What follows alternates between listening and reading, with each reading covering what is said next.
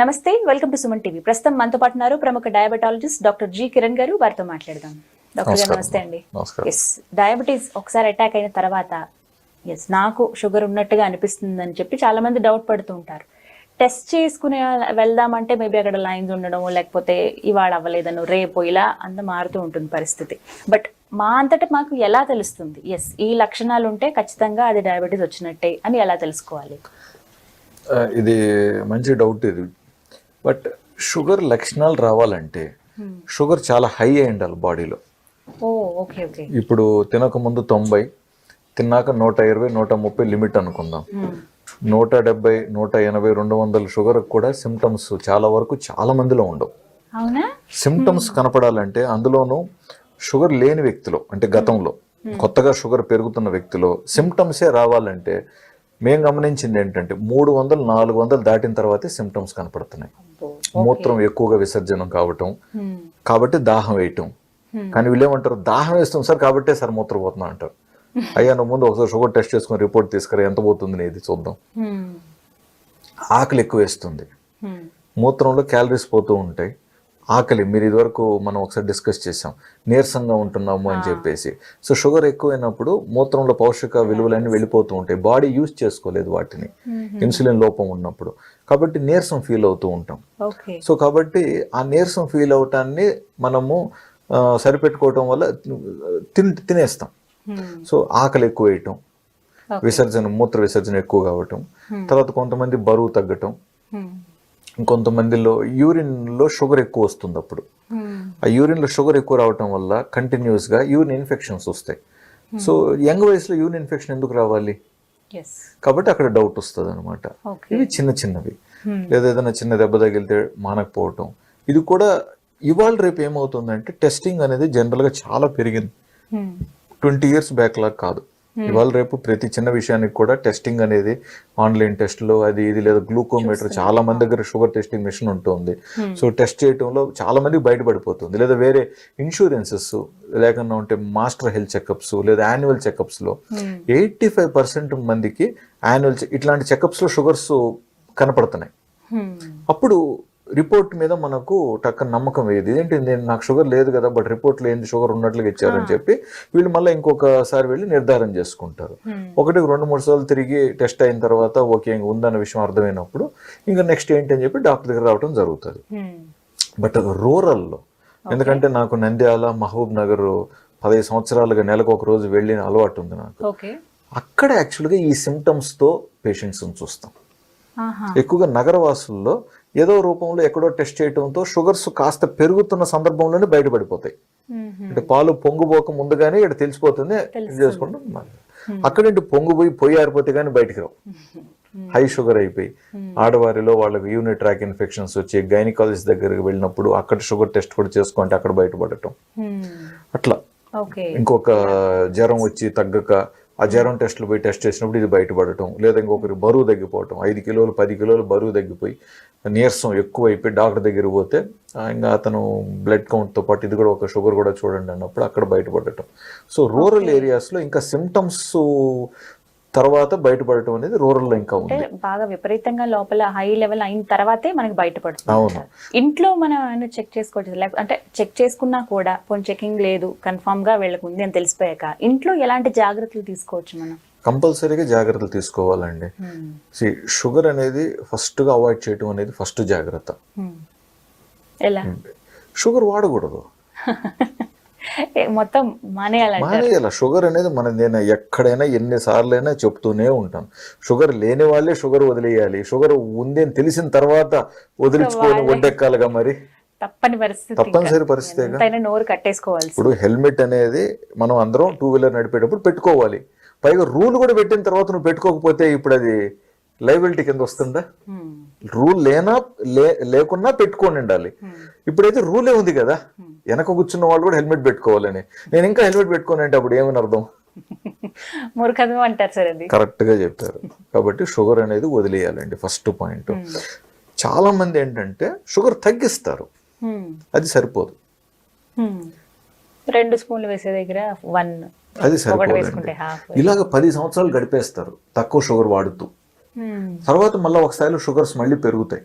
So వాడుతున్న మందులు మాత్రలతో కూడా షుగర్ కంట్రోల్లోకి రానప్పుడు అప్పుడు డాక్టర్ దగ్గర పూర్తిగా విశ్లేషణలో కూర్చొని అక్కడ అవును సార్ తగ్గించి వాడుతున్నాను కదా అంటారు. అది కొంచెం కష్టంగా అనిపిస్తుంది మనకి. షుగర్ అనేది పూర్తిగా అవాయిడ్ చేయాలి. డే 1 ఆఫ్ డయాగ్నోసిస్ నుంచే మనం షుగర్ వాడటం కానీ అవాయిడ్ చేయగలిగితే ఇట్స్ అ గుడ్ హ్యాబిట్. అది క్రమశిక్షణ. అది డాక్టర్ భయపెట్టాడు కాబట్టి నేను షుగర్ మానేస్తున్నాను అనుకోవటం కాదండి. డాక్టర్కి మిమ్మల్ని భయపెట్టడానికి అతనికి ఏం పని? మీరు గౌరవంగా ఓకే వద్దన్నారు డాక్టర్, మరి మర్యాద పూర్వకంగా అయ్యా షుగర్ మానండి అని చెప్పాడు, మానేయాలి. ఫస్ట్ ఇంట్లో పంచదారని పూర్తిగా బంద్ చేయాలి. First point. రెండోది అట్లీస్ట్ ఇప్పుడు మనం సౌత్ ఇండియన్స్ కాబట్టి రైస్ ఐటంలో మనకి చాలా అన్నిట్లోనూ రైస్ కలుపుతున్నాం కాబట్టి రైస్ వినియోగం కూడా తగ్గించుకోవటం మంచిది. సో ఆ తగ్గించుకున్న రైస్ లో కూడా సింగిల్ పాలిష్ రైస్ వినియోగించుకోవటం మరీ మంచిది. అయితే ఈ వైట్ అనేది చాలా మంది చెప్తారు కదా తెల్ల దొంగలు, వీళ్ళని దూరంగా పెట్టాలి అని. నేను ఒక జోక్ వింటూ ఉన్నా. ముఖ్యంగా సౌత్ ఇండియన్స్ కొంచెం స్కిన్ బ్లాక్ గా ఉంది కాబట్టి అన్ని వైట్ తింటూ ఉంటారు. White rice, white sugar, white ఉప్పు, వైట్ పాలు, తెలుపు వస్తారు అని చెప్పి. సో అలాగనమాట. సో అలానే నథింగ్ వైట్. ఏదైతే రిఫైన్మెంట్ అవుతుందో అది మనకు అనవసరం. రిఫైన్మెంట్ అనేది వద్దు మనకి. అది చాలా మంది ఎట్లా సార్ షుగర్ మరి ఎట్లా మానమంటారు రైస్ అంటే పంచదార వద్దన్నారు, వద్దండి. రైస్ వైట్ తో కోట్స్ ఉన్నవేవి వద్దన్నారు. ఇంకా నెక్స్ట్ ఇంకేం మానే? నెక్స్ట్ బ్రెడ్ అండి. చాలా మంది బ్రెడ్ వినియోగిస్తూ ఉంటారు. వాస్తవంగా మనము బ్రెడ్ అనేది ఒక మంచి బ్రెడ్, బ్రౌన్ బ్రెడ్ అంటే కూడా అది it should be proper bread. మైదా పిండి వినియోగం అనేది బ్రెడ్ లో చాలా పెద్ద బిజినెస్, చాలా పెద్ద బిజినెస్. సో మైదా పిండి అనేది ఒక బ్రెడ్ లో 5, 10, 15, 20% కంటే ఎక్కువగా మైదా పిండి అనేది ఉండకూడదు. అట్లాంటి బ్రెడ్ మనం ఎంపిక చేసుకోగలిగితే మంచిది. బట్ అలాంటి బ్రెడ్ నిజంగా చాలా కాస్ట్లీ అవుతుంది. సో మన పేషెంట్స్ లోనే కొంతమందికి బేకరీస్ ఉన్నాయి హైదరాబాద్ లో, వాళ్ళకి మంచి బ్రాండ్స్ ఉన్నాయి. యాక్చువల్ గా వాళ్ళతో డిస్కస్ చేస్తే అమ్ముడు పోవట్లేదు సార్, హ్యూజ్ లాస్. ట్రై చేస్తున్నాం అంటే చూడండి. సో నేను ఒక మంచి బ్రాండ్ బ్రెడ్ వాళ్ళని, సరే సార్ మరి నాకు ఇలాంటి బ్రెడ్ కావాలని నేను చెప్తే ఎలాగంటే చేసిస్తాం అన్నారు. సో అది కూడా 2 days ముందు చెప్తే మన క్వాంటిటీని బట్టి మనకు కావాల్సినట్టుగా మల్టీ గ్రెయిన్ తో వాళ్ళు బ్రెడ్ చేసిస్తాం అంటున్నారు. ఈవెన్ మిల్లెట్స్ తో కూడా డెఫినెట్ గా. ఇప్పుడు నేను యూరోప్ లో ఉన్నప్పుడు కానీ లేదా యూరోప్ లో మనం చూస్తే అక్కడ బ్రెడ్ ఎంత వెయిట్ ఉంటుందండి. ఒక లోఫ్ ఆఫ్ బ్రెడ్ ఎంత హెవీ ఉంటుంది తెలుసా? దాదాపు ఇటుకనే ఎంత బరువు ఉంటుందండి బ్రెడ్. దాంట్లో నిజంగా మల్టీ గ్రెయిన్స్ అన్ని ఉన్నాయి దాంట్లో. మందంతా దూది, ఇట్స్ జస్ట్ లైక్ ఎయిర్. ఇంత బ్రెడ్ అటు గాలి వేస్తే ఎగిరిపోతుంది అంటుంటది వెయిట్ కదా. కాబట్టి ఇవన్నీ టెక్నిక్స్ అండి. ఎప్పుడైతే టెక్నాలజీ, ఫుడ్ టెక్నాలజీ పెరిగిందో నెక్స్ట్ పాయింట్ ఏంటంటే how to make margins. So ఈ మార్జిన్ చేయటానికి ఎంత దూరం అయినా ఈ రోజు మనిషి వెళ్తున్నాడు అండి. అది మనకు మెయిన్ హానికరం. అది మనకు చాలా మనం వెళ్తే మన కన్ను పొడుచుకుంటున్నాం ఈ రోజు. బ్రెడ్ కూడా అవాయిడ్ చేయాలి, ఇంకా చాలా వరకు అవాయిడ్ చేయాలి. అదే విధంగా బిస్కెట్స్ మనం ఇదివరకు కూడా డిస్కస్ చేసాం. సో బిస్కెట్స్, మంచి బిస్కెట్స్ అని, ఆ బిస్కెట్ అని, ఈ బిస్కెట్ అని పేర్లు చూసి మోసపోతూ ఉంటారు. అంటే ఈ పేర్లు కూడా మనిషి లొంగ తీసుకోవడానికి పెడుతున్న పేర్లేనండి ఇవన్నీ. ఇప్పుడు క్రాకర్స్ అన్ని కొన్ని వచ్చేసారు. ఇవన్నీ కరెక్టే. ఇవన్నీ గతంలో బిస్కెట్స్ లేవు కదండి. కరెక్ట్ గా 60 సంవత్సరాల క్రితం బిస్కెట్ ఎక్కడిది? మరి వాళ్ళందరూ 80-90 ఏళ్ళు బతకలేదా? షుగర్ లేకుండా ఎంతమంది బతకలేదు? ఇప్పుడు ఏమైపోయిందంటే 10 రూపాయలకి మంచి ప్యాకెట్ దొరుకుతుంది, తీయగా ఉంది. అది కొనేసి వాడు పిల్లోడు డబ్బాల్లో వాడి బ్యాగ్లో వేసేస్తే వాడు పడే ఉంటాడు. ఈజీ అయిపోతుంది. ఒక బిస్కెట్ ప్యాకెట్ కొనుక్కున్నాం, మన బ్యాగ్లో పెట్టుకున్నాం, ఆకలేసినప్పుడు తింటున్నాం కాదు. అంటే ఇప్పుడు ఇండియాలో మెయిన్ గా వర్కింగ్ ఉమెన్ పెరుగుతున్నారు. ఇండియాలో ఆల్మోస్ట్ వరల్డ్ లోనే వర్కింగ్ ఉమెన్ ఫోర్స్ పెరుగుతోందండి. ఇది చాలా గర్వకారణమైన విషయం. సో వర్కింగ్ ఉమెన్ పెరిగే కొద్దీ who is going to make all these things? ఇవన్నీ టైం టేకింగ్ ప్రాసెస్ కదా. ఇప్పుడు ఇది వరకు మనకు చెకోడీలు చేసేవాళ్ళు, మురుకులు చేసేవాళ్ళు, పకోడాలు చేసేవాళ్ళు, ఇవన్నీ ఇంట్లో చేసేవాళ్ళు. ఇంట్లో చేసినప్పుడు దానికి కావాల్సిన ధాన్యాలు కావచ్చు, దానికి కావాల్సిన పిండి పట్టించడం కానీ ఎంత జాగ్రత్తగా పిండి పట్టించేవాళ్ళు అండి. మనవడు వస్తున్నాడు లేకన్నా ఉంటే కోడలు వస్తుంది లేదా కూతురు వస్తుంది అంటే వాళ్ళు ఆ గింజలు తీసుకెళ్లి దాన్ని పిండి పట్టించి పద్ధతిగా అదంతా ప్రాసెస్ ఎంత చక్కగా చూసుకునే వాళ్ళండి. ఈరోజు ఎక్కడండి? మనము బెస్ట్ భీమవరం నుంచి పలానా చోట నుంచి పలానా ఐటమ్ ఆర్డర్, అంతే, నిజామాబాద్ నుంచి పలానా ఐటమ్ ఆర్డర్, కరీంనగర్ నుంచి పలానా ఐటమ్ ఆర్డర్, అనంతపూర్ నుంచి పలానా ఐటమ్ ఆర్డర్ చేస్తున్నాం. ఇప్పుడు ఇంకేంటంటే సార్, ఇందాక మీరు అన్నట్టు 1 month నుంచి ప్రిపేర్ చేసేవాళ్ళు ఇంతవరకు. ఇప్పుడు వాళ్ళు చేస్తామన్నా కూడా ఏం వద్దు, ఇక్కడ దొరుకుతున్నాయి ప్యాకెట్స్ తీసుకొచ్చేస్తాము అనే స్టేజ్కి వచ్చేసాం అట్లీస్ట్. అట్లా కొంచెం టైం సరిపోకపోవడం వల్ల కూడా మనం ఫోర్స్ అవుతున్నాం.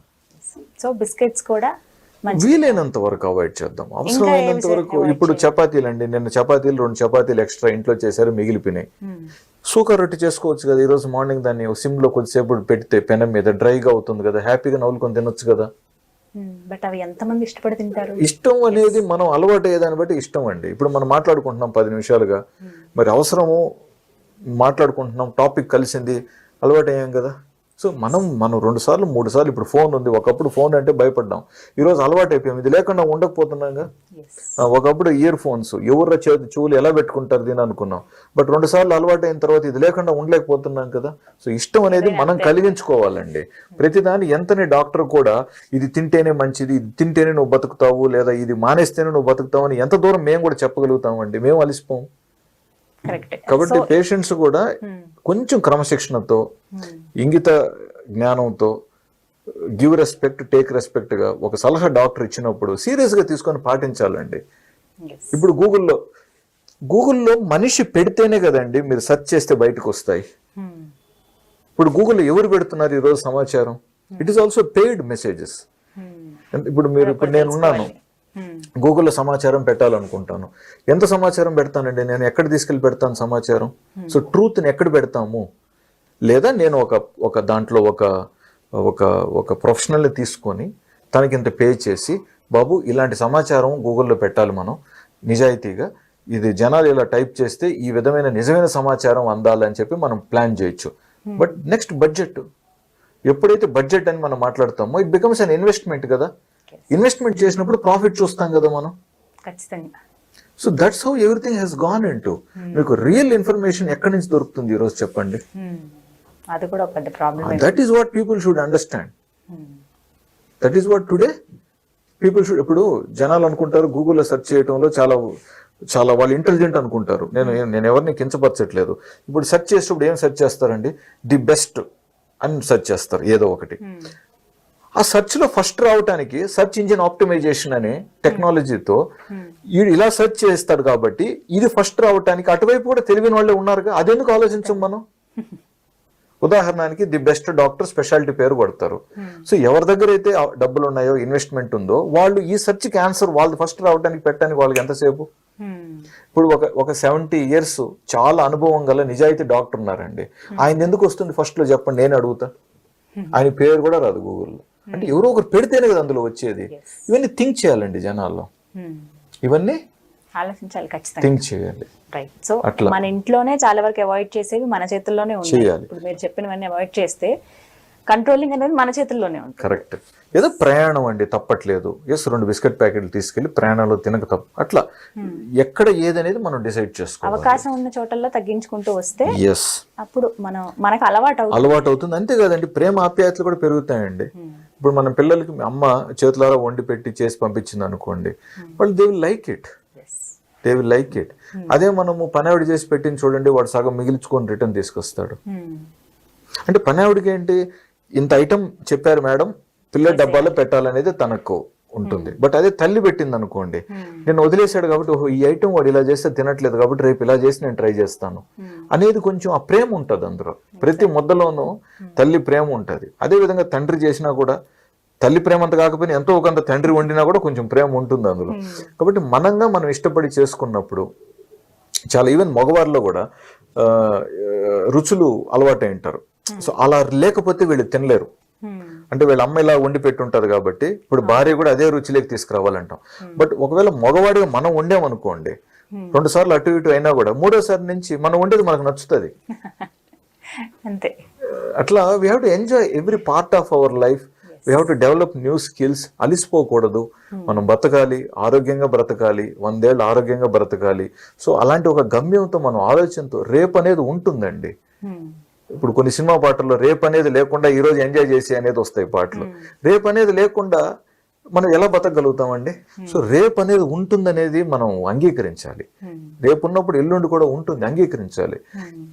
ఈ ప్రాణం ఈ బాడీలో ఉన్నంత వరకు మనం ప్రతిదీ తీసుకోవటానికి మనం ప్లాన్ చేసుకొని పద్ధతిగా, ఇప్పుడు దేవుడు ఇచ్చింది తీసుకునేవాళ్ళం ఆ రోజుల్లో. ఒక అడవిలో ఒక చెట్టు, ఆ పండు తినేవాళ్ళం దేవుడు ఇచ్చింది అనుకుని. ఈ రోజు అడవులు ఎక్కడున్నాయి దేవుడు ఇచ్చింది తీసుకోవటానికి? ప్రతిదీ మనిషి చేస్తేనే కదా దొరుకుతుంది. కాబట్టి మనం చేసే పనుల్లో మనం క్రమశిక్షణని, కొంచెం నిజాయితీని మనం ఆచరించినప్పుడు నలుగురికి మంచి జరుగుతుంది కదా. ప్లస్ ఈ వైపు ఇప్పుడు జనాలు ఆలోచిస్తున్నారు కూడా.